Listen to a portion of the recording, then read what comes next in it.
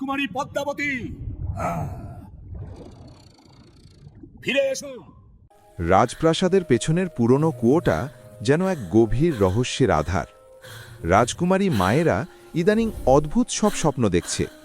স্বপ্নে সে দেখে কুয়োর গভীর থেকে কারা যেন তাকে ডাকছে, রাজকুমারী পদ্মাবতী, ফিরে এসো, তোমার রাজ্য বিপদে, তোমাকে আমাদের বড্ড প্রয়োজন।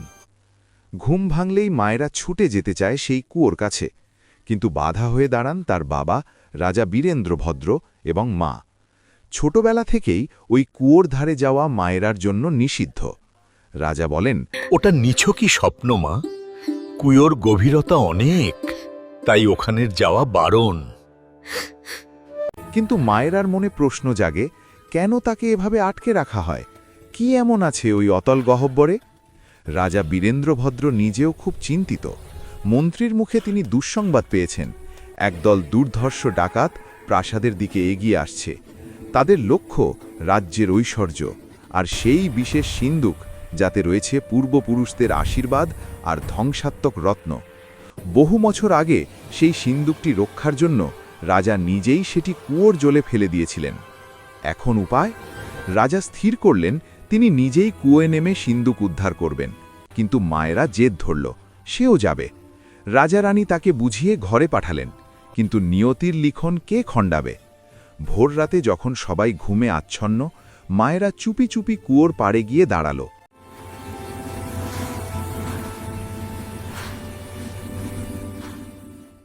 হঠাৎ জলের এক প্রবল ঘূর্ণি তাকে টেনে নিয়ে গেল কুয়োর অতলে। জলের নিচে যেন এক অন্য পৃথিবী। আশ্চর্য ব্যাপার, সেখানে পৌঁছনো মাত্রই মায়েরার রূপ বদলে গেল। সে এখন আর সাধারণ মায়েরা নয়, সে এক তেজস্বিনী রাজকুমারী। সামনেই এক মায়াবী খাঁচায় বন্দী দুজন নারী পুরুষ তাকে দেখে হাহাকার করে উঠল। পদ্মাবতী, তুই কেন এলি মা? ওই শয়তান যে তোকে মেরে ফেলবে। আমি তো মায়েরা, আমি আমার বাবার সিন্দুক নিতে এসেছি। আপনারা কারা? আমাকে পদ্মাবতী বলে ডাকছেন কেন? বন্দী দম্পতি জানালেন তারাই মায়েরার আসল বাবা মা, এই পাতালপুরীর রাজা রানী। বহু বছর আগে এক শয়তান দানব কুয়োর রাজ্য দখল করে।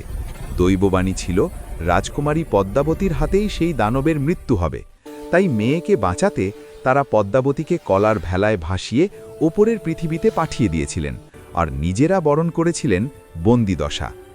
কথা শেষ হতে না হতেই সেই বিশাল দানব হাজির। তার হুঙ্কারে জলতলে কম্পন শুরু হলো। অবশেষে তুই এসেছিস, আজ তোকে শেষ করে আমি অমর হব, গর্জন করে উঠল দানব। মায়েরার মধ্যে জেগে উঠল তার সুপ্ত দৈব শক্তি। মা বাবার দেওয়া দিব্য অস্ত্র হাতে তুলে নিল সে। শুরু হলো ভয়ঙ্কর যুদ্ধ।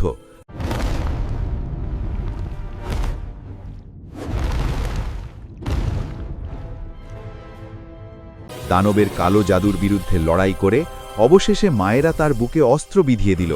শয়তানের পতন হল, মুক্ত হল কুয়োর রাজ্য।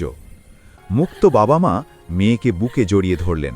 তারা চাইলেন মেয়ে তাদের কাছেই থেকে যাক, কিন্তু মায়েরা বলল, ওপরের পৃথিবীতে আমার পালক বাবা মা আমার জন্য অপেক্ষা করছেন।